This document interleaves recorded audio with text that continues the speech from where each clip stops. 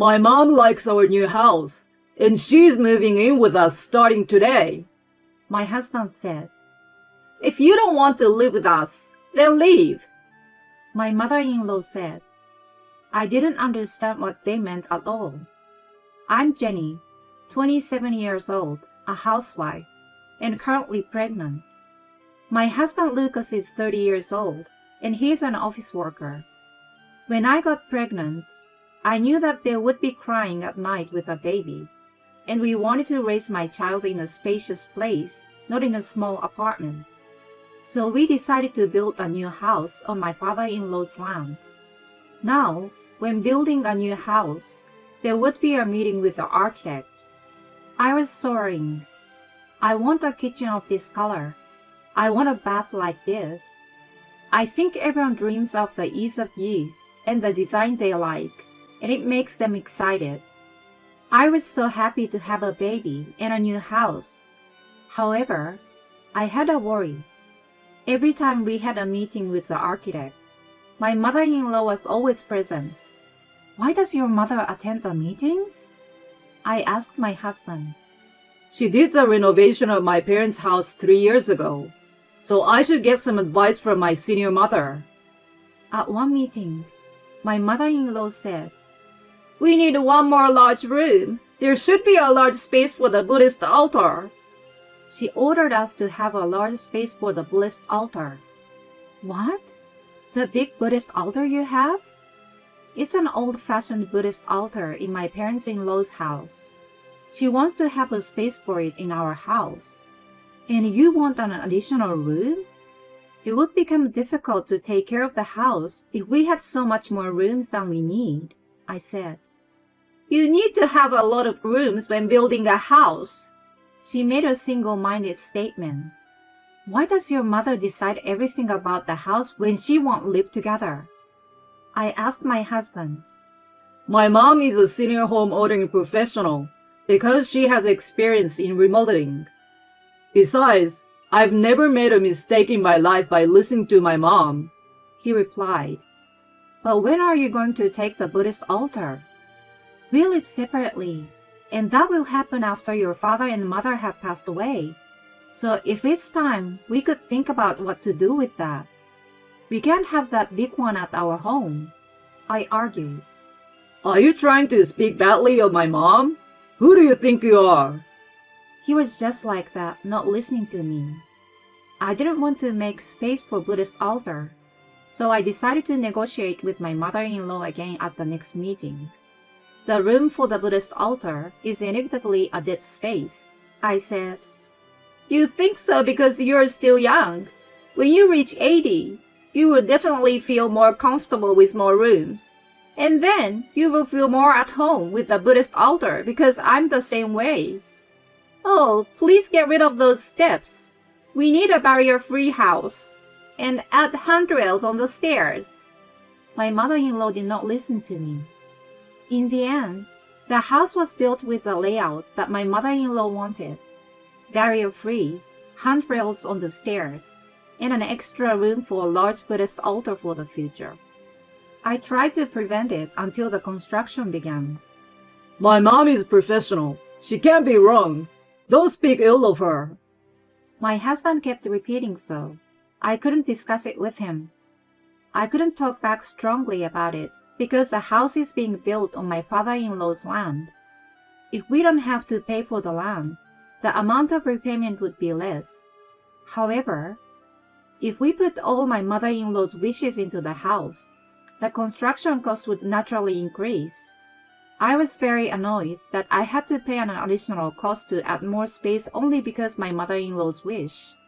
The architect understood the situation and suggested that we could reduce the cost by eliminating some parts. He made some suggestions to reduce the cost. Money will come back to you if you spend it comfortably. That's what my mother-in-law said. Well, the new house was completed. I was very happy to see the new house, and the smell of the new wallpaper made my heart flutter. Newly built houses smell really good. A few days after we moved in, my mother-in-law and father-in-law came with a housewarming gift. Thanks to you, We were able to build such a splendid new house. I thanked my father-in-law. In fact, it is. I feel that we probably would not have been approved for a large loan if we had purchased not only the house but also the land. My father-in-law smiled.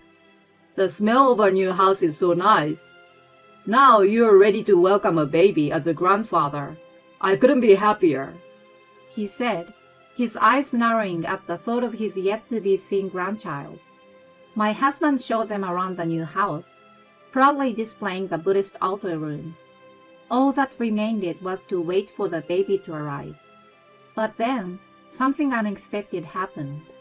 While we were having breakfast on Sunday, a moving company came to our house. The packages arrived. I had no idea what was going on. Anyway, I opened the door. I asked him if he had a wrong address, but the address was right. I was puzzled because I didn't understand the situation. I heard the sound of a bicycle warning, tinkle, tinkle, tinkle. It was my mother-in-law. She parked her bicycle in front of the house, pointed at the belongings in the moving truck with a straight posture, and began to instruct. Put this here, and this one there. What is going on? The scene was so sudden that I was at a loss for words. Then my husband, who had heard the commotion, came out of the front door. Scratching his head, he said, My mom liked the room for the Buddhist altar so much that my parents are going to move in with us starting today. What? Their belongings were suddenly brought in by the movers, and then I was told that we would have to live together. How is this possible? Then my mother-in-law said, What are you just standing there like that, getting in the way of the moving in of our belongings? She grabbed my shoulder and pushed me. No, I'm not just standing here. I'm standing here in a daze. If I had been in good health, I would have said that back. But there was so much information to analyze that my head couldn't keep up. My mother-in-law seemed to have noticed my pale complexion. I had been thinking about moving in together since the meeting with the architect. At first, I was listening to you to give you some advice. But gradually, your house became closer and closer to my ideal. And when it was done, your house was just perfect. So we decided to move in together. But what's wrong with you? Are you dissatisfied? If you don't like living together, then leave. This land belongs to my husband, so it's our house. The Buddhist altar room is for the baby's crib and cradle. I was thinking of putting baby stuff in that space. The empty room was supposed to be the baby's room. But now it's going to be the in-laws' room, and I'm being evicted. I couldn't accept the situation, so I came outside. The wind outside was still cold, even though it was early spring. It was just the right temperature to cool my head down. My cooled head started to spin. Then, I came to a question. Wait a minute. What about that parents-in-law's house that was fully remodeled 3 years ago? I went to visit my in-laws' house. When I visited, my father-in-law was standing at the front door. Edward. He looked back at me and said briefly, Let's go to your home. When I returned to my new house with my father-in-law, the moving of their belongings was almost finished. The moving van was no longer there. What did you come back for? Do you mean you agreed to live with us, or are you prepared to be thrown out? My mother-in-law, who was having tea with my husband in the living room, was grinning at me. If you're going to leave, you will have to pack your own things. My father-in-law stood in front of my mother-in-law, who said such a thing without care. Hey, we are leaving. If you don't want, get out of this house and out of my house. Huh? My mother-in-law dropped her teacup, and the red tea soaked the table. Why? Lucas has agreed to let you stay here with us too, right? My mother-in-law asked my husband. Lucas nodded quickly. Because Mom said she wanted to do so, he said as if it was a matter of course. Hearing this, my father-in-law was furious.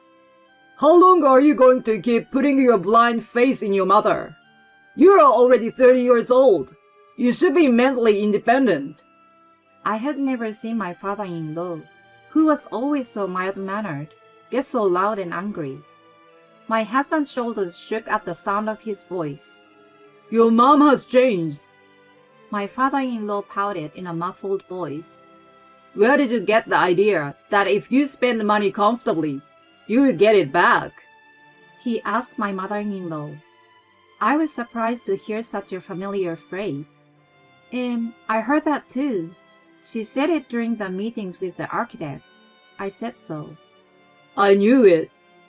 My father-in-law nodded and told me what had happened so far. She said she would spend money comfortably. Then it would be returned to her. So her belief in Buddhism escalated. She started to entrust a fish and a lottery of about $5,000 to a shrine, because she believed she would get the money doubled in value and returned to her. Entrusting a fish and double the money? I didn't even have time to ask back. It's a true story, you know. My mother-in-law exclaimed in a tone of annoyance. Because that's what it said on the internet. Internet? I was so surprised that I shouted even louder than my mother-in-law. Is it based on information from the internet, where anything can be false or true? I spoke my words little by little. My mother-in-law's belief in Buddhism is based on information from the internet? If you entrust a fish and entrust lotteries in value of $5,000, they will be doubled and returned to you? I was surprised that the basis for this was internet research, but my mother-in-law was very serious. Yes, you should search for money-saving actions or money-saving spells, and you will find them. My mother-in-law pushed her phone against me. I couldn't hold back any longer. What do you mean, search for a spell? What are you laughing at? How could I not laugh? My mother-in-law turned red and squealed like a monkey, and I couldn't stop laughing. Beside her, my father-in-law said, Yeah, if it wasn't my wife, I would have laughed it off too. Looking at my father-in-law, I felt sorry and stopped laughing. It would have been unforgivable if my hard-earned money had been used in such a way. My father-in-law continued his words. That's why I wanted to help you guys while I still had my savings. Because one day, I thought she was going to get her hands on my land. Then, he looked at his wife. I don't want all of you to be victims of my wife's wrong thinking. I thought enduring it and letting my wife do what she wants would be for the sake of my unborn grandchild. But my husband interrupted my father-in-law's explanation. What the hell? Are you going to talk bad about my mom too, Dad? My husband stood in front of my mother-in-law, as if he was defending her. I was annoyed by this situation. What are the attitude of my husband and the way he is talking to me and my father-in-law? I would never forgive them. I wanted to protect my father-in-law. In return for my husband standing in front of my mother-in-law, I stood in front of my father-in-law, and I nipped at my husband. Your mother's thinking that the internet is always right, and your thought that your mother is always right is the same. Your mother and you are really unfortunate adults who can't discern the truth of information. My father-in-law has had to endure my mother-in-law's extravagant spending all his life, and I was probably the first person to stand up for him. Thank you, Jenny, he said in a small voice. I thought I had given you the least by having you build a new house on my land. But at the same time, I was already running out of savings because of my wife. Then she suggested we go to Lucas, who had money because people and money gather where there is money or something like that. It's not about the truth and false of internet information. It's a problem with my mother-in-law's personality. She's completely like a hermit crab, going from shell to shell. But my husband and mother-in-law didn't give up. But of course, you go where the money is. And if Mom wants to move in with us, she can. That's why Lucas built us an extra room and agreed to take over the Buddhist altar. Saying Mom is always right and the internet is always right, and the two of them were yelling and screaming. These two cannot be saved anymore, and my father-in-law and I looked at each other.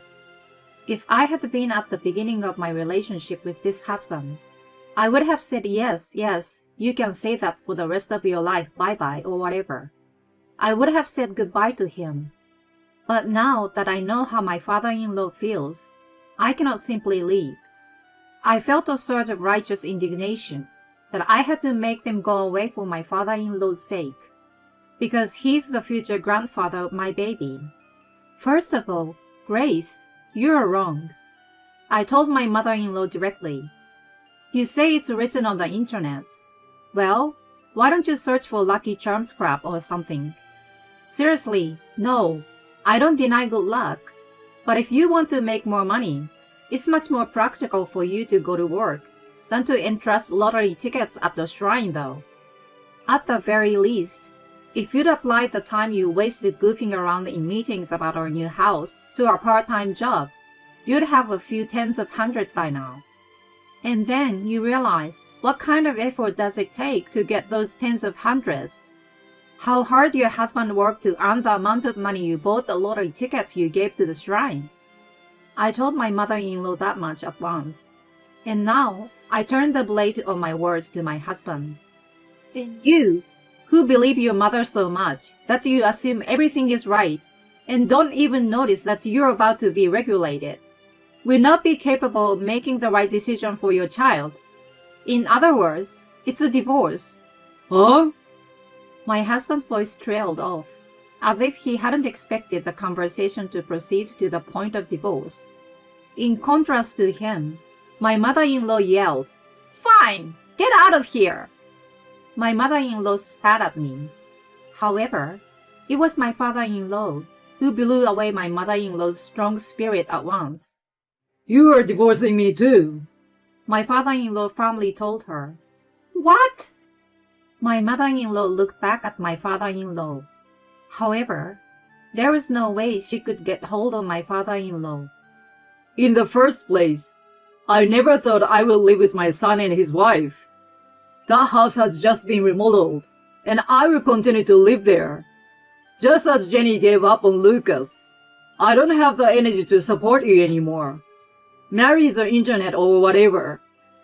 And that land is still in my name, so Lucas, you get out. You can do whatever you want with your mother, who you believe in. That house belongs to Jenny and her unborn baby. The baby should grow up with someone who can make good decisions. Huh? Thus, my husband and me and my in-laws each got a divorce. 6 months later, we got the divorce settlement. My father-in-law and I each lived in the house we owned, and my husband and mother-in-law were evicted from their respective homes. My brainwashed husband kept telling me that his mother was right on all fronts. Then why don't you and your mother live together as you wish? I told him, and then he said, Yes, I will. They started living together in an apartment. After that, I heard that my ex-husband visited my father-in-law. Even if I do as Mom says, the money will not increase. I want you to lend me money. My father-in-law said that he sent him away. My father-in-law has retired and is still working as a contracted employee. He enjoys going to a chess club as his hobby. Now that she is gone, I can save money again. And sometimes he bought toys and was happy to come and visit his grandchild. When the grandson started to laugh and walk, I date someone. My father-in-law told me shyly. The partner seems to be a member of the chess club. She is a very intelligent person who judges tactics. She seems to have chosen me after analyzing me carefully. That sounds great. My father-in-law and I had big smiles on our faces.